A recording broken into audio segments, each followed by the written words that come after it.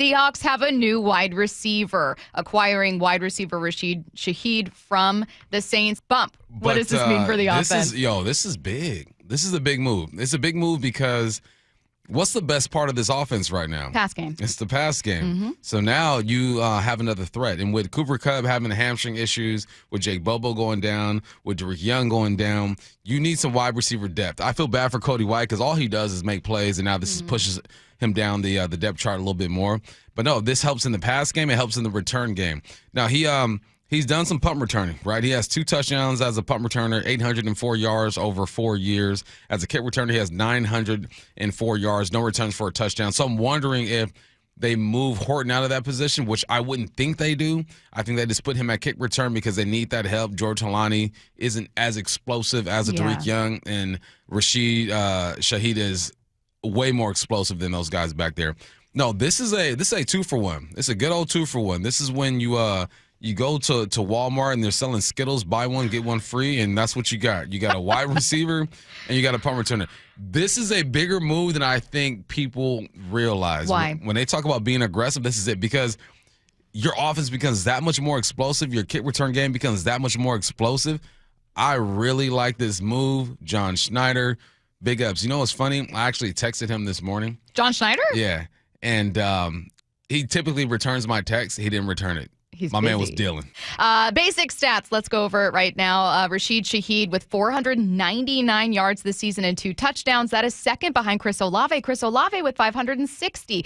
Again, he's getting the majority of the target share there, but it's not by any means like a lion's share that JSN is getting here. So I know that some people are looking at Chris Olave as a potential trade target for a number of teams. Rashid Shaheed right behind him. This is not a massive gap in production. So if you were thinking like, oh, I'd rather have, or I wanted to have Chris Olave, or I thought that could be intriguing, you're getting most of that production with Rashid Shaheed. He also is more yards per reception. He's actually leading the Saints in yards per reception with 11.3, about 1 on average higher than Chris Olave at 10.2. So again, lots of production from those two with a Saints offense that's been struggling because they haven't had stability at quarterback, but they have some good wideouts there, and Seattle's getting one of them. What does this mean in terms of like, did your mind go in any way to, oh my God, is Cooper Kupp going to go to IR? Is this hamstring injury lingering? Or did you just think, why not make a strength stronger? Nah, I went straight positive. I thought this was a move that enhanced what you have already. You have JSN, who's a number 1 receiver.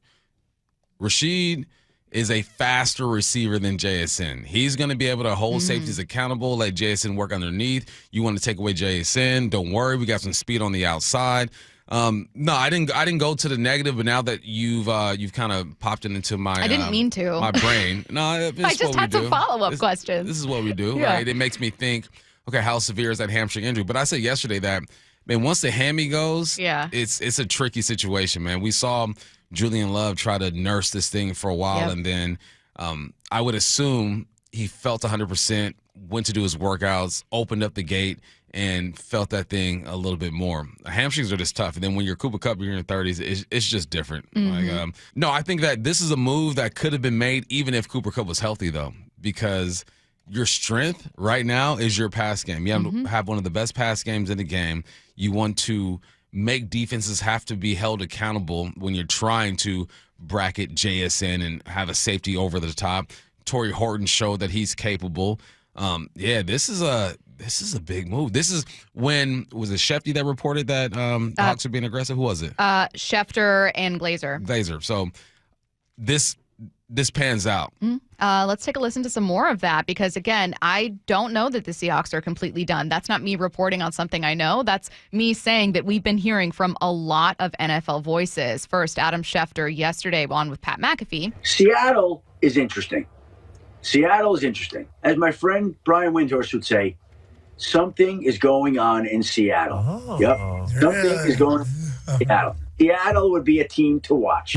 And then Jordan Schultz tweeted this morning that the Seahawks are one of the teams that he's watching, that there could be something big on the horizon. Here it is. We'll see if any deals get done, but the 2 teams I'm watching today, this was 3 hours ago, for a potential holy stuff trade are the Seahawks and Broncos. Now, Rashid Shaheed, obviously a big acquisition, but not like a blockbuster deal, right? Like this is not, the Colts acquiring Sauce Gardner is so far the biggest move of the day. That's a holy shoot deal.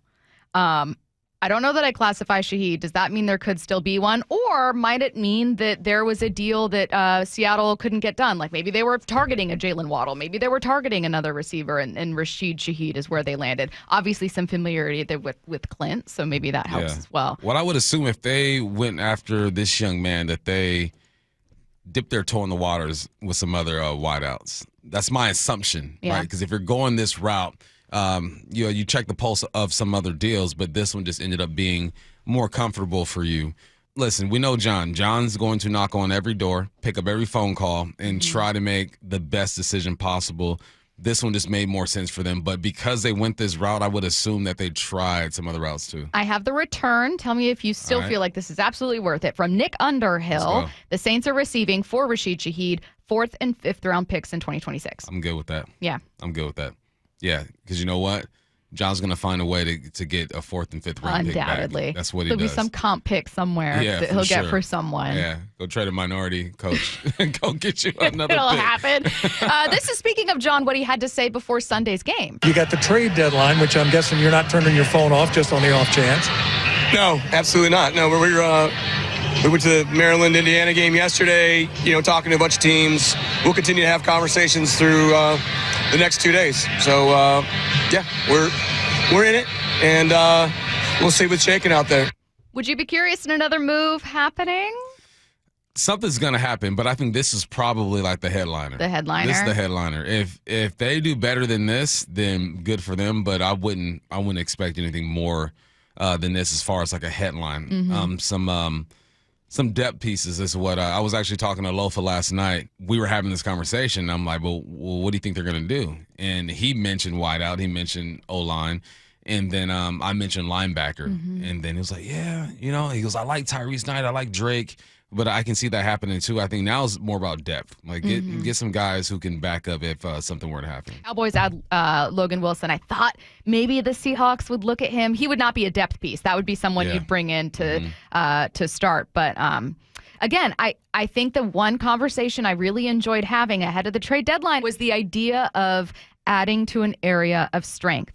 And while I would love for them to add a guard, add an interior lineman, and everyone would love depth pieces, I'd love for them to add an off-ball linebacker. But, Bump, I want to kick this back to you. This is a team that feels on the verge of being a Super Bowl contender. They are right there. They're putting on a pretty dominant effort. I really like the idea of something in which they're already elite. They're a top 5 passing offense, now continuing to have something added.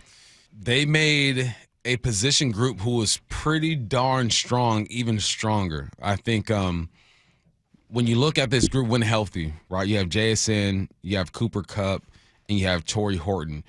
Cooper Kupp is clearly a guy who you don't expect much from. It's more clutch catches and mentorship that you're asking for him. Me, I asked for 600 yards, maybe 5 touchdowns, and you get a return out of that. You can keep him in the mix and still have a Rashid ready to go as well. No, they made a position group that was strong, even stronger. You have to address that linebacker group, though. You have to address that linebacker group. With Ernest going down, we don't know what that rehab is going to be like. It doesn't sound like it's a major injury, but when you start, messing with knees and ankles and heads and shoulders, knees and toes, like it's just that's just what happens. So I'm looking now for some linebacker help. So, again, the Jets trade Sauce Gardner, biggest move of the day, to the Colts for 2 first-round picks. Does that probably mean Breece Hall gets dealt? We've already had a texter say, in all caps, Breece Hall.